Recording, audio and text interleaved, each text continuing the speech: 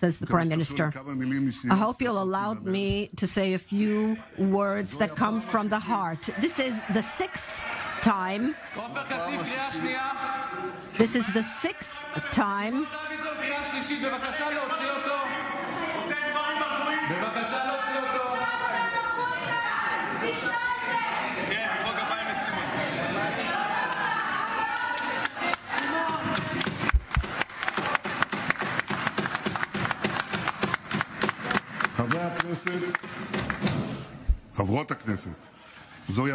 This is the sixth time that I am presenting a government headed by me and to ask for the confidence of the Knesset. And we're going to have to stop you right there. Incoming Prime Minister Benjamin Netanyahu taking the podium at the plenum. Now let's listen in.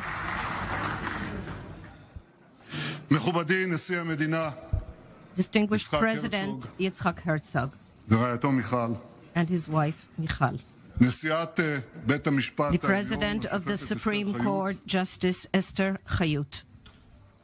I don't see if David Chayut is here. Speaker of the Knesset, Amir Ohana, and his partner, Amir Haddad, Knesset members, and especially my good friends, the head of the factions of the new coalition who have worked so well in cooperation with us, ministers of the designated government, my fellow citizens. The new government is setting out on its journey today in the middle of Israel's 75th year. This is an important milestone. קריאה ראשונה, חבר הכנסת שירי. אני רוצה שתהיו בשקט.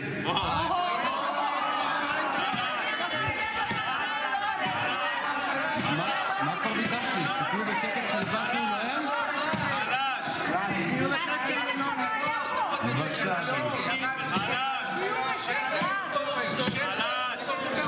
נאור שירי, קריאה שנייה. The Speaker is calling upon the members of the Knesset to keep silent, calling some members by name before they are forcibly ejected.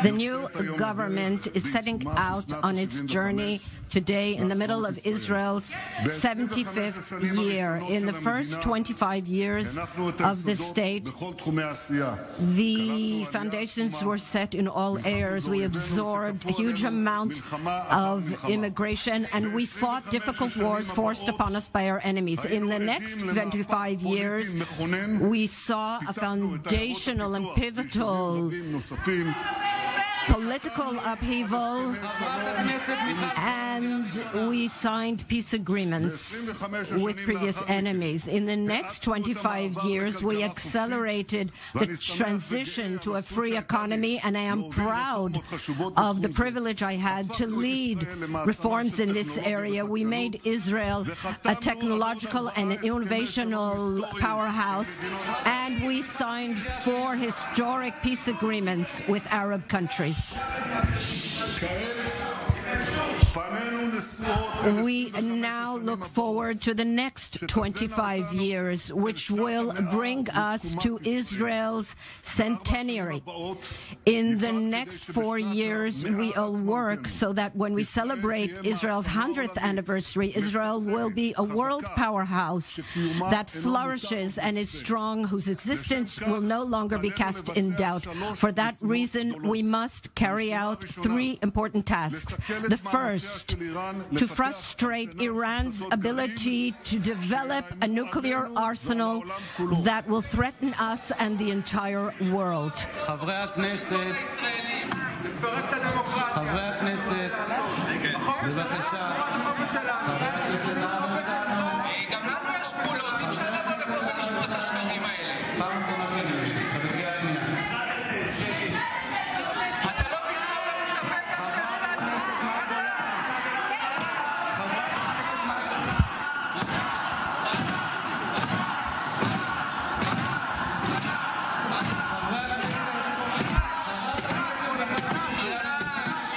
opposition members are calling out weak in unison. We will ensure Israel's military superiority by continual strengthening. The first task is to make sure that Iran does not destroy us with an atom bomb. And you are taking that lightly, as if that is a small thing. Thank you very much. The members of the new coalition are applauding. You who supported the nuclear agreement, why don't you listen? You may learn something. Who are you to mock us? What are you talking about? The second task is to develop Israel's infrastructures, including, and listen well, you may laugh, but remember what I am saying today, to develop a bullet train that will travel hundreds of kilometers an hour, that will connect the country from the very north to the very south. We want to do away with the periphery and cause every area of Israel to flourish.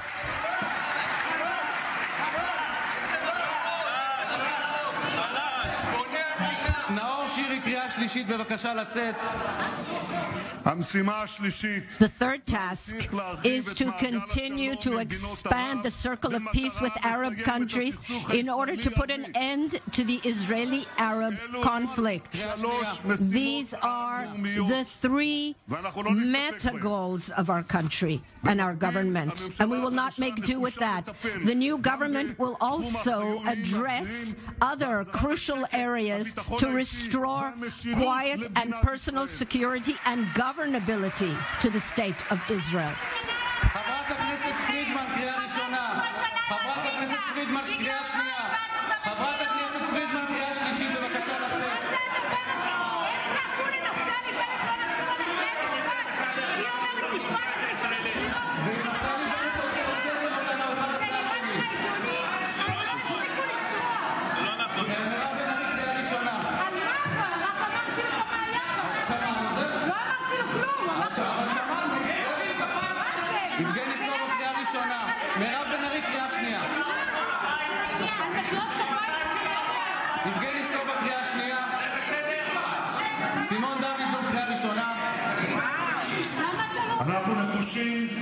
We are determined to address the cost of living and the price of housing and to improve the education system for all of Israel's children.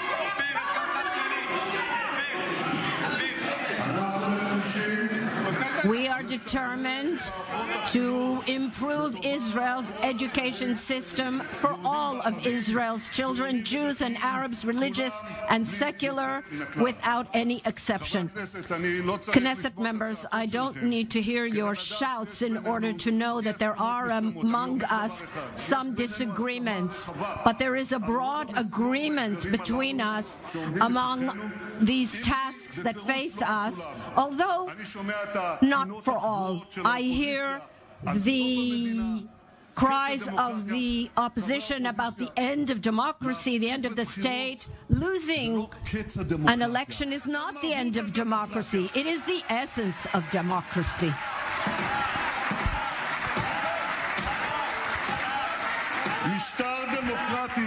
A democratic government is tested, a democratic state is tested first of all by the willingness of the losing side to accept the decision of the majority.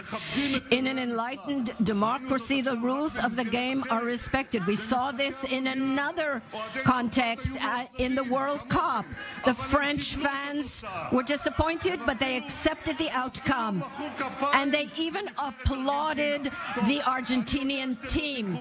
I know that you won't applaud me, but I do expect you to respect the decision of the electorate and stop calling for rebellion against the government. In a democracy, you don't climb over the fence of the parliament or the Capitol and try to break into the Knesset.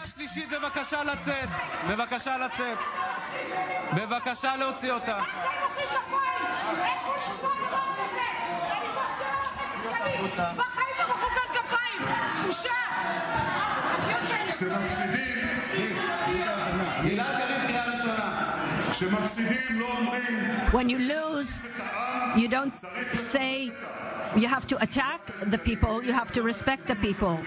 I am proud of everything we have achieved until now. The peace agreements, the gas we have taken out of the sea that has turned Israel into an energy powerhouse, our victory over COVID, and many, many other achievements. I am proud that we work together and that we pass this golden age of Israel, and that's exactly what we continue to do for the benefit of all Israel's citizens without any exception. And now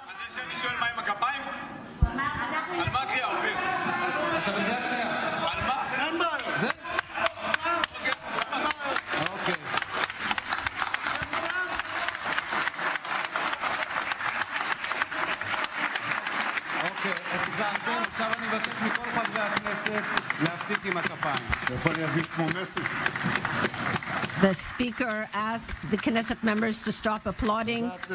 I'm going to start feeling like Messi, says the Prime Minister.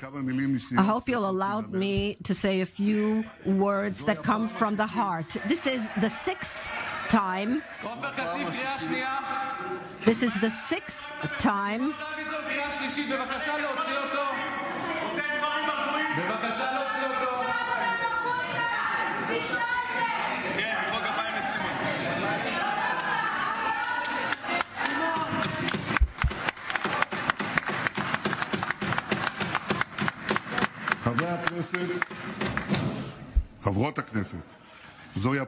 This is the sixth time that I am presenting a government headed by me and to ask for the confidence of the Knesset. And I am moved as much as the first time. The sense of mission to ensure the security and future of our state, I draw from the heritage of my grandfather, Rabbi Natan Milikovsky Netanyahu, from my parents of blessed memory, Tzila and Professor Ben Zion Netanyahu, from my brother Yoni, who fell in Entebbe.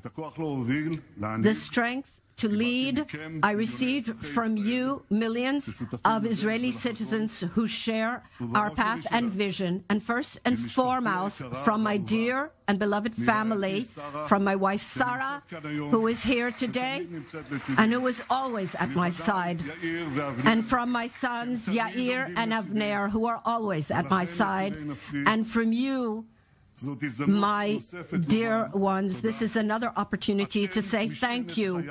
You are the strength of my life, and I love you very, very much. Netanyahu is making the Shechayanu prayer, the blessing. Amen.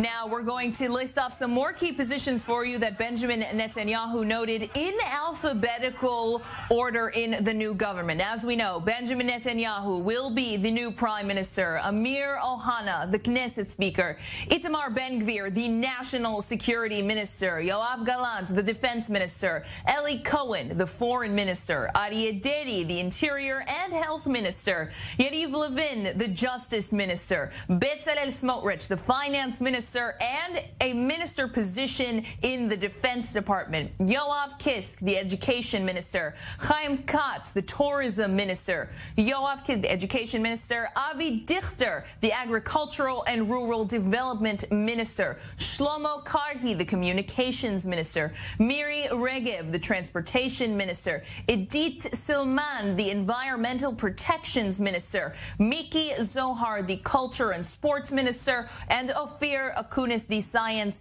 and Technology Minister. Let's bring back. Look, as I said before, Hamda, obviously in a day like this at the Israeli Knesset, lots of buzz, all kinds of media here, politicians walking around, everyone trying to say what they want about how this government is going to be playing out. We saw, all of us, how it played out inside the plenum, all of the interruptions that faced incoming Prime Minister Benjamin Netanyahu as he went through his speech, and a different approach that, of course, Yair Lapid took.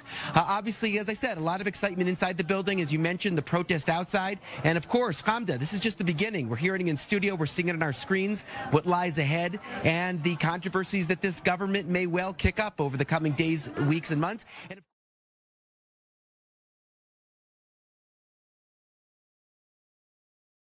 on April the 30th, 2007, just a little over 3 years ago, Israel Today ran this amazing headline story. Rabbi reveals the name of the Messiah. Rabbi Itzhak Kaduri was famously known for his memorization of the Bible, the Talmud, and other Jewish writings. He was a teacher and a revered master at Nahalat Yitzhak Yeshiva Seminary. He knew Jewish sages and celebrities of the last century and rabbis who lived in the Holy Land who kept the faith alive before the state of Israel was even born. Kaduri was not only highly esteemed because of his age of 108, but he was charismatic and wise.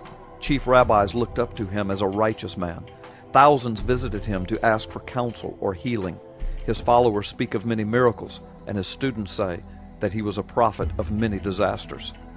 A few months before Kaduri died at the age of 108, he surprised his followers when he told them that he had personally met the Messiah.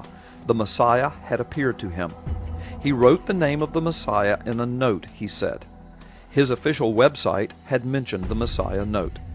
David Kaduri, the rabbi's 80-year-old son, confirmed that in his last year his father had talked and dreamed almost exclusively about the Messiah and his coming. My father has met the Messiah in a vision, he said, and he told us that he was coming very soon.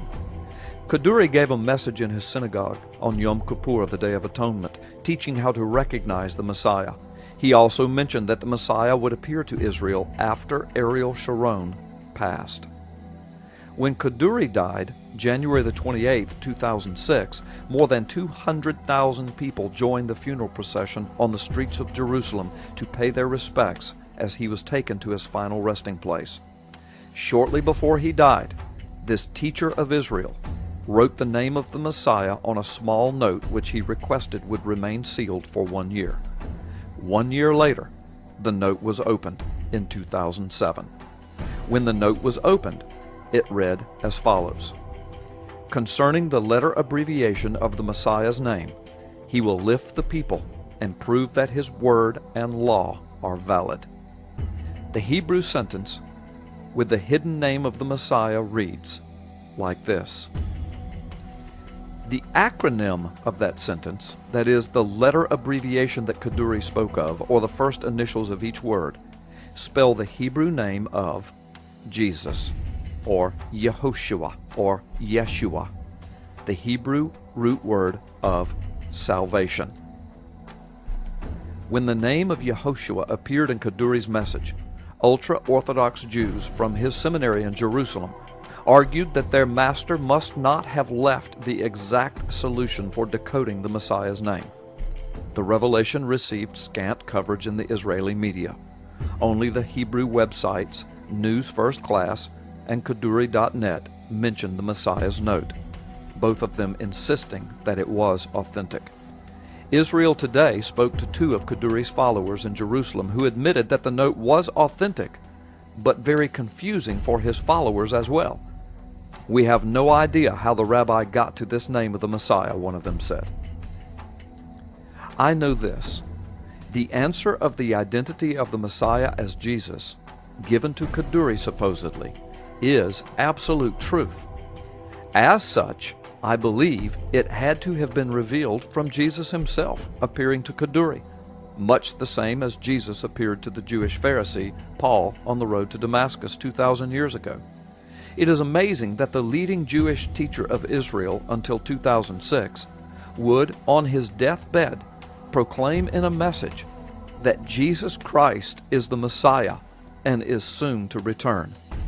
That is astounding and almost unthinkable. It is also amazing that he was specifically told that Jesus would return shortly after Ariel Sharon's death. As of the making of this film, Ariel Sharon is still alive, in a coma. Could it be that this modern-day Apostle Paul received from the Lord Jesus that his return is indeed very, very soon?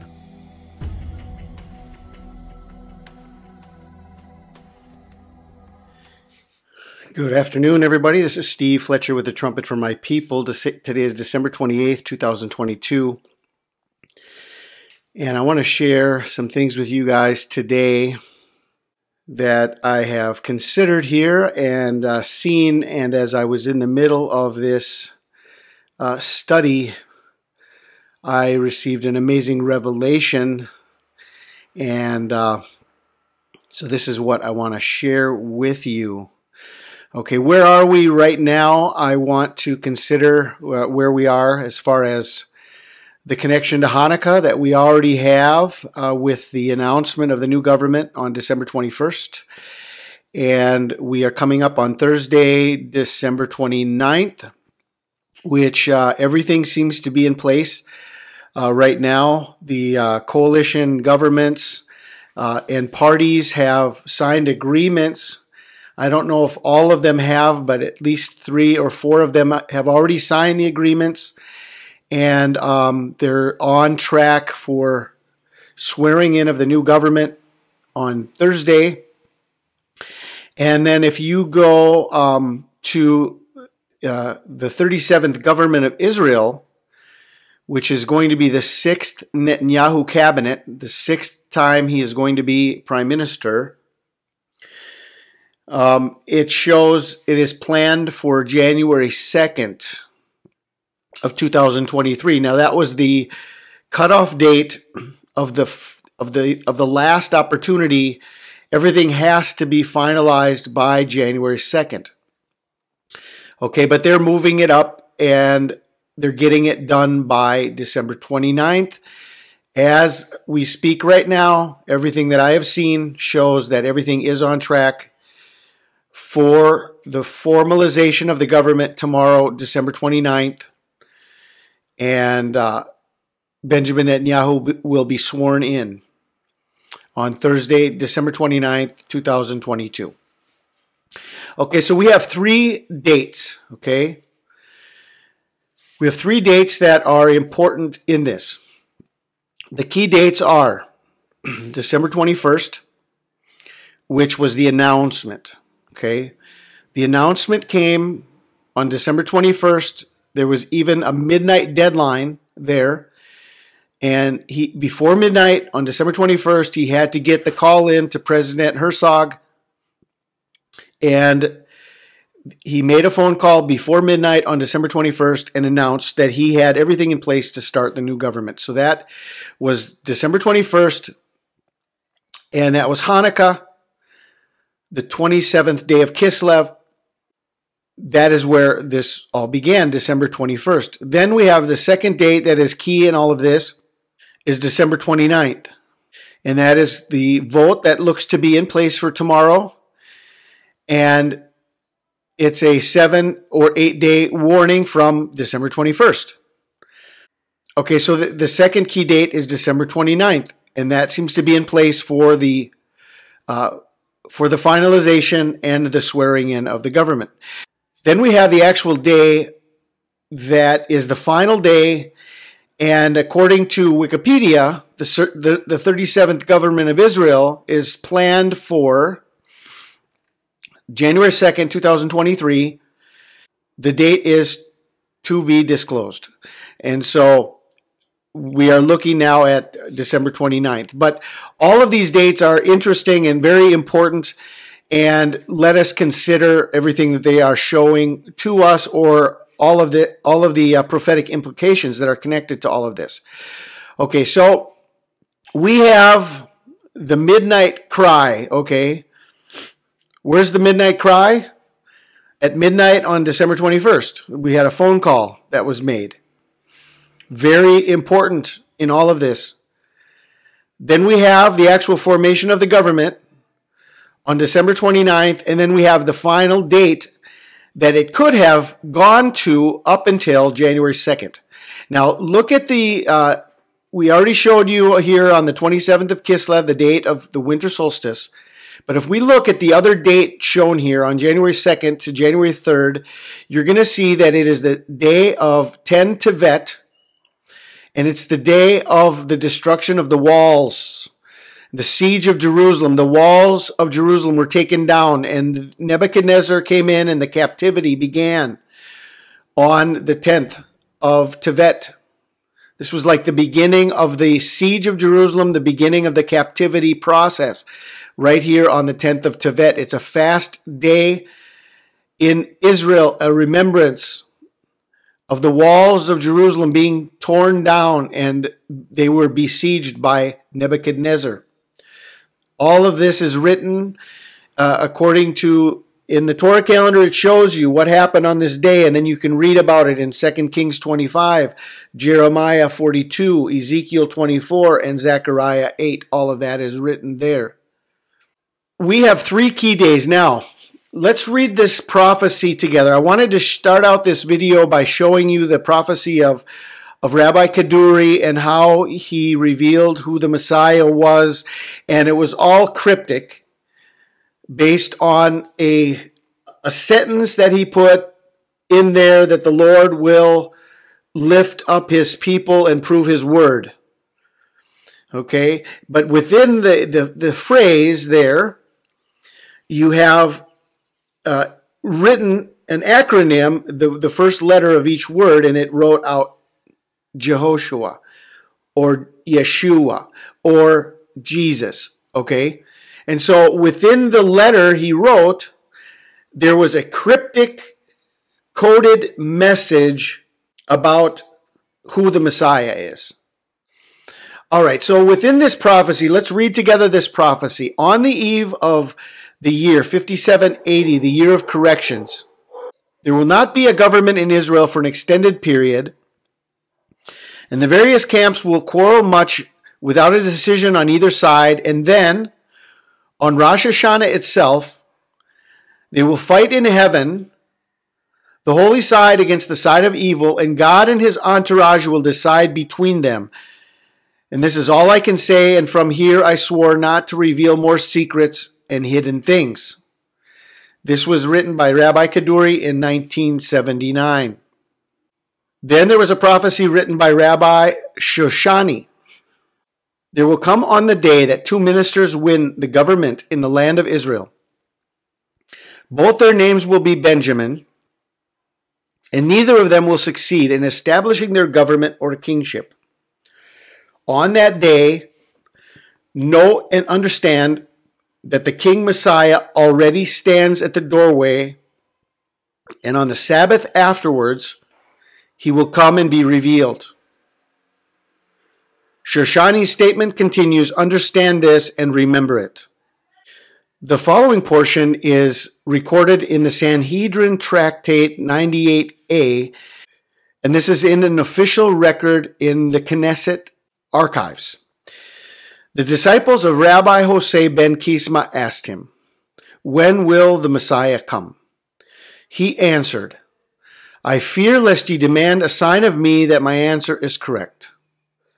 They assured him, we will demand no sign of you. So he answered them, when this gate falls down, is rebuilt, falls again, and is again rebuilt, and then falls a third time, before it can be rebuilt, the Son of David will come. Okay? And so we have a number of portions within this the first thing that we see is that from the year 5780, there was an extended period of time where they had elections in Israel and there was no government. Okay, that was true. That has happened, and since 2018, there has not been a government in Israel. Okay, so this government that is being formed here now, that looks to be like tomorrow is going to be the day. Okay, tomorrow is going to be the day of the new government. Okay, this is the first time in almost 4 years now that there has been a government in Israel.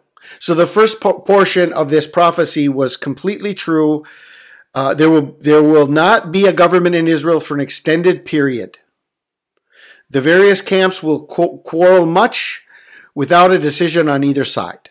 Okay, so that has happened. Second portion of the prophecy. There will come on the day that two ministers will win the government in the land of Israel. Both their names will be Benjamin, and neither of them will succeed in establishing their government or kingship. Okay, so we have two Benjamins, Benjamin Gantz and Benjamin Netanyahu. They were dealing with the government trying to form a coalition. First Benjamin Netanyahu tried, then Benny Gantz tried. Neither Benjamin was successful in building a government. Neither of them succeeded in establishing their government or kingship. Okay?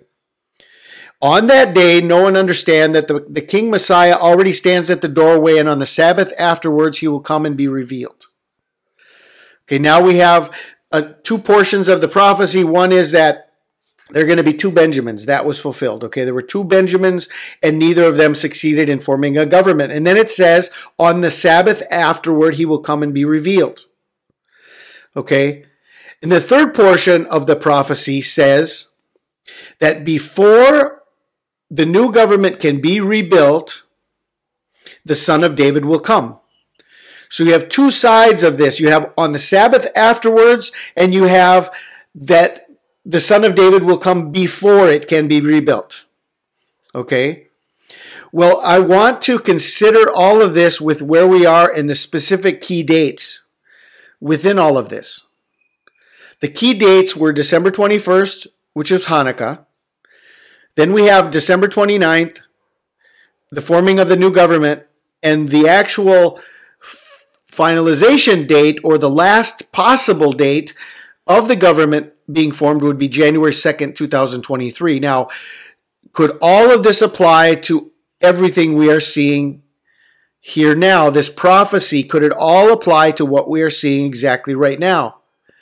So when you talk about the Sabbath afterwards, the Messiah will appear. Okay, the Sabbath afterwards. Okay, so if we're looking at December 29th as the formation of the government, then maybe we would be looking at the Sabbath afterwards, which would be this coming weekend. And then it says, before it can be rebuilt, the Son of David will come. Okay, so before. Now, when you talk about the rebuilding, and we're talking about the date of January 2nd, as the date of the rebuilding, which is already actually, I mean, the government hasn't even been formed yet, but in Wikipedia, it's already got January 2nd. Okay, January 2nd is already written. It's planned for January 2nd. Okay, and so that is the day of the destruction of the walls in Jerusalem, the 10th day of Tevet, the day the walls were taken down, and now we have a connection here to it being rebuilt, before it can be rebuilt. And so there's a connection between January 2nd and the walls being taken down and the rebuilding that they're planning for the same day, January 2nd. Okay, so now we have Sabbath afterwards, the Messiah will appear, but it also shows before it can be rebuilt, the Son of David will come. And so maybe that's the reason why there are two specific dates within this process, because you have December 29th, which is the formation of the government, and it says the Sabbath afterwards, the Messiah will appear, and before it can be rebuilt, the Son of David will come. So both of these prophecies are pointing to the same time frame, from December 29th to the following Sabbath, and then from January 2nd to the previous Sabbath. So this weekend, would be December 30th and December 31st. Now, here's the revelation I received. And this is the reason why I started out this video with the clip of the history of Rabbi Kaduri and how it all came about, that he revealed who the Messiah was through a cryptic letter that he wrote. And the letter was not even opened until a year after he died. But in the letter, it gave a cryptic statement.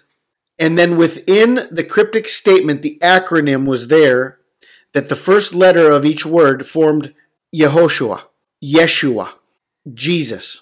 And so it was in this cryptic letter that the name of the Messiah was revealed. Well, this prophecy is so precise, and everything has happened to perfection up until now, with no government in Israel, two Benjamins in Israel that neither of them established their government or kingship.